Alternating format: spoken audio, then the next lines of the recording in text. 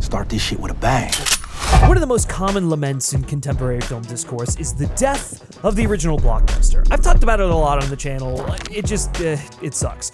We express our collective frustration with the fact that the tentpole calendar is entirely monopolized by established IP fare, from the MCU to endless franchise reboots, but this complaint seems to fall on deaf ears. There was a time in a more robust theatrical market when studios were more inclined toward taking risks on original ideas. After all, they could take 5 mid-budget shots on original ideas, and if even one of them connected with its audience, the box office return would be more than enough to cover the losses on the other 4 out of 5. And even the other 4 would eventually scrape together to return on home video sales because the average consumer was buying tapes, DVDs, what have you.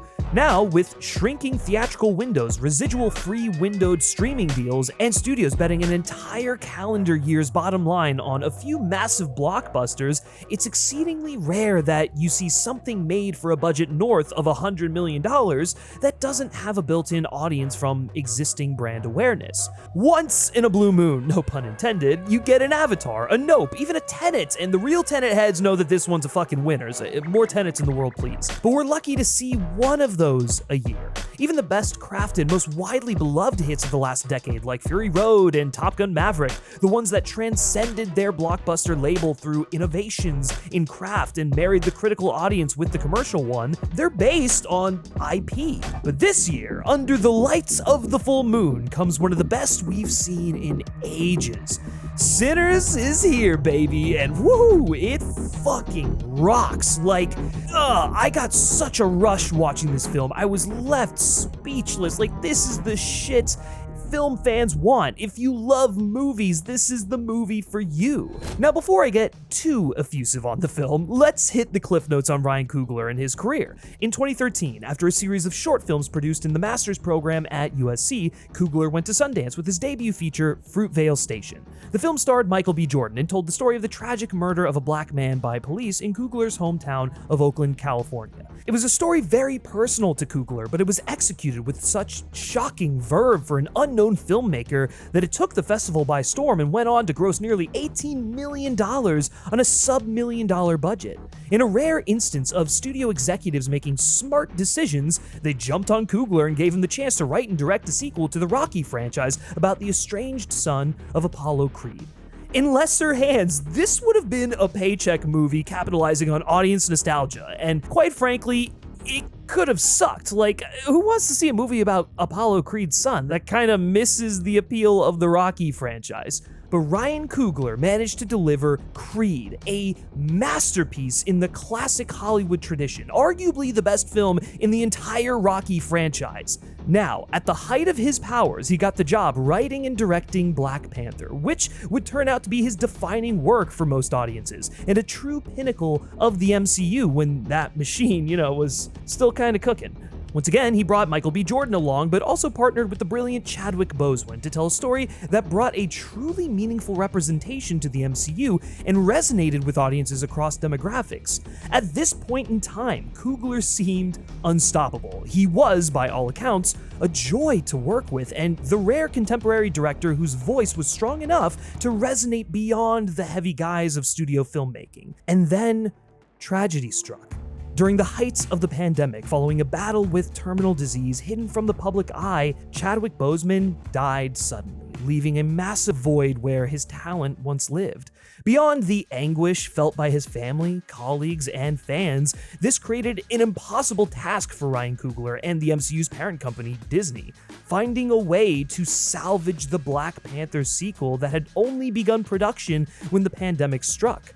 The cards were stacked entirely against the film, and without belaboring the point, it's not very good, and it really does pain me to say that. It was a moment of uncertainty for Coogler after a perfect run, and while it was not remotely his fault, it was reason enough to take a step back to reorient and decide what was most important to him as a filmmaker. And he decided that it was time to change course, to cash a blank check, to make a film entirely his own. All we really knew was that it was another Michael B. Jordan collaboration, this time based on an original script by Coogler and featuring vampires. It's not that I had reason to be skeptical of Coogler. I mean, much the opposite. If any marquee name has earned the benefit of the doubt, it's this fucking guy. You know, the guy who made Creed and Black Panther. But I've also seen what happened to once exciting filmmakers like the Russo brothers or Taika Waititi, whose filmmaking identity was gradually lost against the grindstone of a massive corporate enterprise. Would Sinners be a triumph or a gray man? I'll give you a hint. It's not a fucking gray man. Sinners is a towering cinematic experience. It's a glorious 70mm IMAX release with beautiful and tactile cinematography whose scope and scale rival that of the IMAX king himself, Christopher Nolan, which, you know, is kind of hard to do, but when Christopher Nolan is also mentoring you on how to shoot in IMAX film and how to approach that medium and format, I mean, you're basically gonna succeed no matter what. And it's not just IMAX. No, Sinners has yet another in a long line of titanic Ludwig Göransson scores, and it feels, in many ways, like the blockbuster of our dreams. This is Ryan Coogler's most passionate and soulful film to date, a rock-operatic IMAX-sized tale about the intersection of faith, community, heritage, exploitation, and freedom. Coogler celebrates artists across every medium as tethers to cultural identity, unbounded by time or space. By engaging with authentic work, one can commune with the entire history of the medium. For Coogler, art is a gift, the product of something deeply personal that flows within us, that is remixed and reimagined across generations, and it's the only way to make sense of the world around us. Now, I'm sure many of you are thinking, wow, that sounds incredible and profound, but where do vampires fit in? Well, the tragedy of creating something pure and unbounded is that it's almost always sure to be co-opted and stripped of its soul by those motivated by profit and supremacy. As Coogler bleakly reminds us, freedom of expression exists only at the moment of creation. As soon as it's out in the world, there are bloodthirsty monsters waiting to take it for themselves. And specifically within a Black cultural history, this takes on a particularly sobering resonance. While a bit shaggy and indulgent, there's no denying that Coogler has put forth a fresh and subversive take on the vampire movie. And the fact that it takes such big swings is exactly what endeared me to it. It feels handcrafted. It's hard to neatly summarize the plot of Sinners because so much of what makes it unique is in Coogler's formal remixing of genres and cinematic language, but you know what? I'll give it a shot. Michael B. Jordan plays twin brothers, Smoke and Stack, who have returned home to the South after establishing a formidable name for themselves working for gangsters in Chicago. Fed up with that particular grind, they decide to open a juke joint where Black citizens of their hometown can gather to dance and fellowship in a place of their own. They enlist their cousin Sammy to play guitar as well as other friends and family who can help with the endeavor. Once they open, however, a group of bloodthirsty vampires attempt to infiltrate this sacred space. The film then turns into a heated standoff between Smoke and Stack and the white landowners and vampires who want to very literally drink their lifeblood. It's a barn burner of an action horror film, but it has much more on its mind, starting with its lead characters. Smoke and Stack are World War I vets. They enlisted in the service to fight in the trenches in France during the Great War. You get the sense that this was a way out for the brothers, who hoped it would guarantee some level of respect and acceptance not previously afforded to them.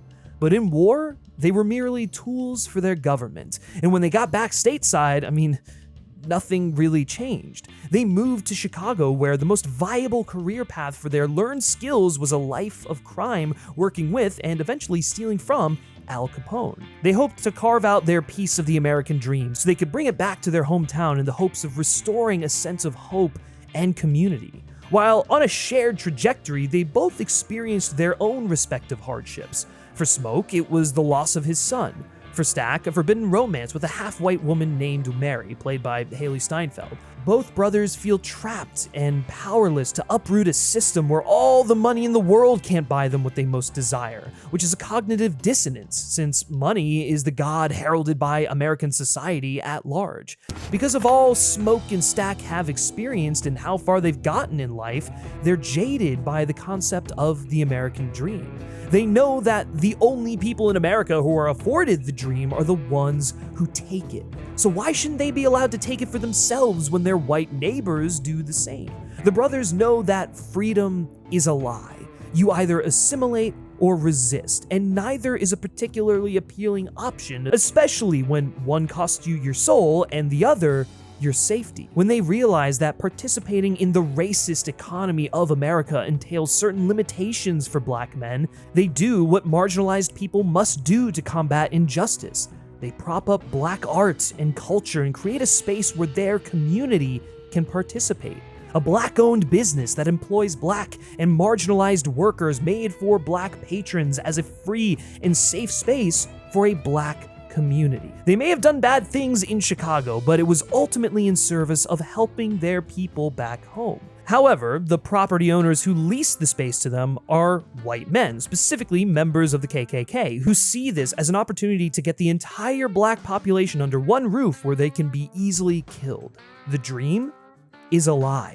It's a sobering and necessarily unsubtle metaphor for the way wealthy white people or corporations purport to create opportunities for black artist-led projects out of a desire for equality when, in reality, it's merely an opportunity for them to profit off of a culture that is not their own. By sneakily imbuing a major studio release with this messaging, Coogler manages to squeeze off a potent fuck you to the powers that be that's only bolstered by the coup of a deal he managed to lock down, as the rights to Sinners will revert to him in 25 years. Near the film's end, Smoke has a powerful standoff with the local KKK. They arrive at the juke joint expecting to commit a massacre of its patrons, but Smoke surprises them from a sniper perch in the woods, where he picks them off, violently, one at a time.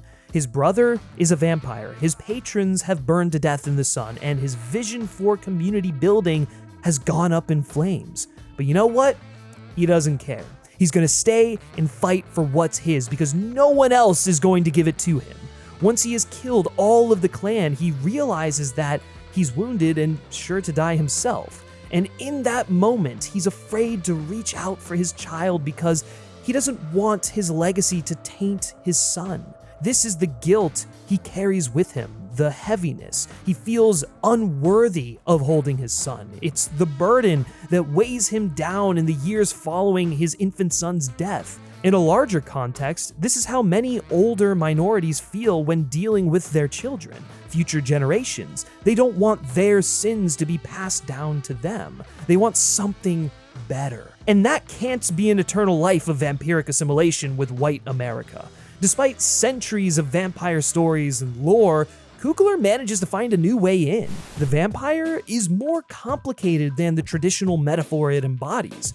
The vampires, like the church that is so prominent in the film, seek to put an end to pain and suffering. As Remick, played by Jack O'Connell, promises succumbing to their fangs will lead to an eternal life of fellowship and love for all, regardless of skin color. And, he kinda means it too. The problem is, it comes at the expense of cultural autonomy. In vampirism, everyone has a shared knowledge and culture. It is assimilation in its truest form. By giving in to the temptation, this community is offered a shield from racism, bigotry, and violent discrimination, but the trade-off is a loss of spiritual and cultural freedom. When culture becomes homogenized and everyone claims it as their own, it creates a form of cultural fascism that strips the rituals and beliefs of their context and thus their innate value. One of the most exciting aspects of Sinners is the way that Coogler uses music and dance as a form of shorthand for Black America's rich cultural history, beginning with Sammy's guitar and culminating in a jaw-dropping, massive, emotionally charged oneer in the juke joint that traces the history of Black music and culture from its beginning to the moment in history that we're at in the film, and then showcasing its future. I mean, it is a sequence that could be so absurd if handled poorly. It could take you out of the film, but instead, it basically spells out everything Ryan Coogler is trying to say about culture and its link to people and art as being a way to trace our culture back and learn about those who came before us. And it comes from a history of pain,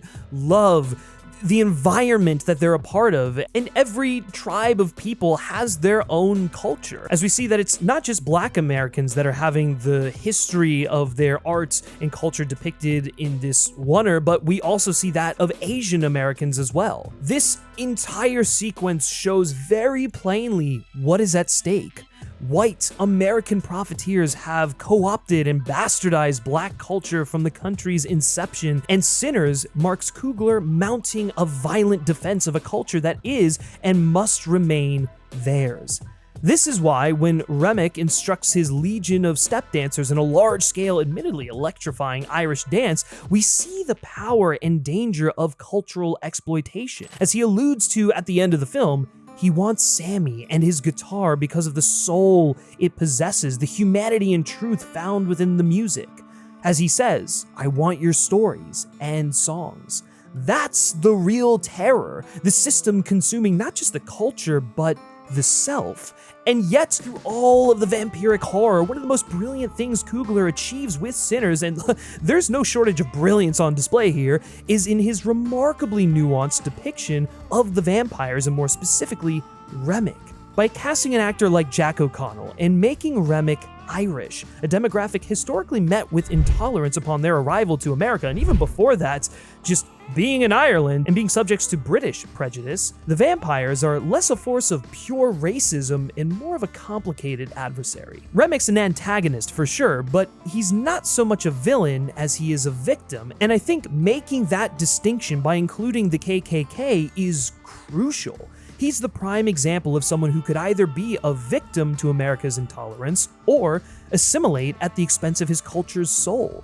There's even a shared struggle involving colonization, religious persecution, and cultural exploitation that the Irish share with Black Americans. Irish Americans are accepted today in a way that they simply weren't in the film's setting. And what's great about Remick is how, like Black Americans, he embodies a culture co-opted. Just look at how something like St. Patrick's Day, for example, has become insanely commercial. In the States, it's an entire holiday that dilutes the soul of Irish heritage in order to achieve mass appeal.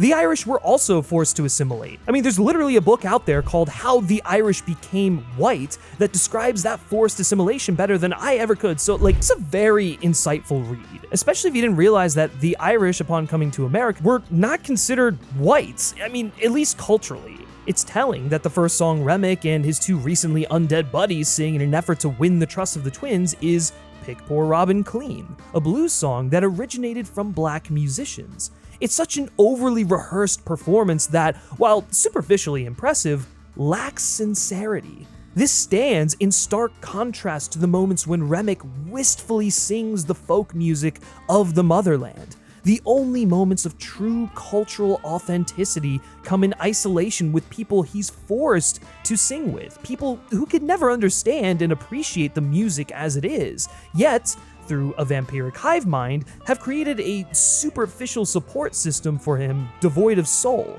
It's hollow adoration and nothing else. You almost get the sense that Remick, much like the town, only feels as though he can express his culture, his Irishness, in isolation. There's a non-commerciality to the Irish music that he kinda struggles with, a non-commerciality that causes him to repress who he is until he hears the freeing music of Sammy's barn burner. Through Sammy, he sees a means to reconnect with his ancestors, a means to do the very thing that came at the expense of his cultural assimilation. Remick is sending a clear message. Freedom doesn't exist. The world won't allow it. So assimilate and join the vampiric hive mind and be happy, and that's the only way out. By having this remarkably nuanced portrayal of the main antagonist of the film, Coogler highlights the fact that the real enemy of America has and always will be hate and intolerance driven by money and power. The ultimate rock and a hard place. There is no true freedom, so which path do you choose? Remick made his choice at the expense of his soul, and thus he wanders the earth with an unquenchable thirst to try and gain even a small piece of it back. Much like how Jordan Peele's Nope is a film about the consumption of black culture as spectacle for our entertainment, Sinners is about the sanctity of that culture, specifically music and blues music as a gift to the community, a unifier that unfortunately attracts a bloodthirsty succubi who seek to co-opt and appropriate it, strip mining it of its intent and purity for their own personal entertainment. This is best exemplified by Slim's story about being imprisoned, set for execution, and then ultimately freed by his ability to play blues for wealthy white people. They love the blues, as he says, but they don't like the people who make it, which represents the stark alienation of American racism. If people in power loved those who create that which they consume, maybe they would treat them with a greater sense of humanity. Sinners is about the brief moment where a community that has largely had their lives dictated for them and been forced to inherit a predominantly white culture carves out a space for themselves, taking ownership of something that is intrinsically linked to their heritage, a means to communicate across generations. Music is what these marginalized groups brought with them from their homeland to America. Art serves as the conduit for processing the pain and joy in the world around us. It's the only thing that can transcend life and death, generations, and the passage of time. By making a blockbuster with such resonant ideas, Coogler has created an object that resonates through space and time itself. Now, I think it's probably evident that I fucking love this film. It is brilliant, but I have one small quibble. The film feels a bit drawn out in its pacing and then eventually rushed in its climax. It's a delicate line to walk. I mean, so many contemporary blockbusters explode out of the gate with little modulation and struggle to maintain pacing, whereas your average Spielberg classic takes its time to invest the audience in the characters and the world so that when shit starts popping off, your level of investment feeds into the excitement of the action.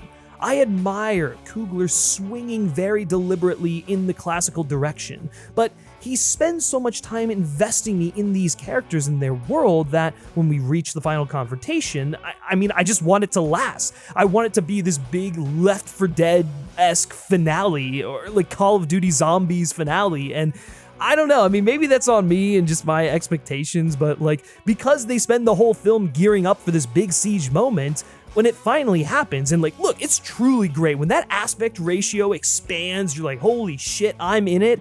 It just feels like it's over far too soon. That said, I'd prefer to leave a film wanting more than to be exhausted by a prolonged and familiar third act set piece, so, maybe I just should shut up and complain. Because honestly, all those imperfections are part of what makes this movie so perfect. On the plus side, though, by decompressing to a more patient setup than his contemporary peers, Sinners feels like an epic, operatic cultural tale that we just don't see anymore. The rough edges and occasionally unrefined nature of the filmmaking are more of a feature than a bug and feel like the product of trying to merge competing aesthetics and ideas, refusing to bow to convention.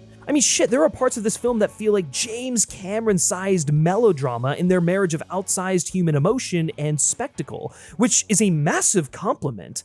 But the subversions of blockbuster expectations are where Coogler really puts his stamp on things. For example, the film ends with a mid and post-credit scene, which have become shorthand for teeing up future franchises and entries, but Coogler deploys the device to entirely different ends. Instead of selling the audience on another film that does not yet exist, he inserts a meaningful epilogue that closes the book on Sammy's story while still allowing Smoke's final showdown with the clan to resonate in all of its power. He also alludes to his reclamation of gospel, as is the case with many prominent black artists. Instead of a cynical button at the end of a studio's ATM, the credits materials is purely thematic and story-based, a coda for the story we just watched. In doing so, he performs a sort of meta reclamation of the form from its cynical studio forebearers. You know exactly the one I'm talking about. I could go on and on about Sinners, I just adore this fucking film, man, but the truth is, you need to rush out to the nearest 70mm IMAX screen near you, if that even exists. Just, if you have the opportunity to see this on the biggest screen possible, you just need to do it. It doesn't matter if you've already seen the film or not. it's just an experience that we don't get all that often. It's rare that a film like this comes along that feels like essential viewing for the entire film-going public, but this is it. In the epilogue of the film, Sammy neatly sums up the story we just watched as a whole. He's an old man living in a fucked up world, and he keeps going, trying to make sense of it all, using his music, his guitar, as the light to shine on his community, to shine on the people that he knows need a sense of belonging. It doesn't matter why he's here, why we're all here. It really comes down to how we process and interpret what's going on around us. And the best way to do that is through art, through communal experiences like seeing Sinners in a theater. Thank God for filmmakers like Ryan Coogler, man, because they are essential to keeping the theatrical experience alive, to keeping film alive. They're creating stories, art, culture that will be passed down through generations and do exactly what the music in the film did: transcend space and time.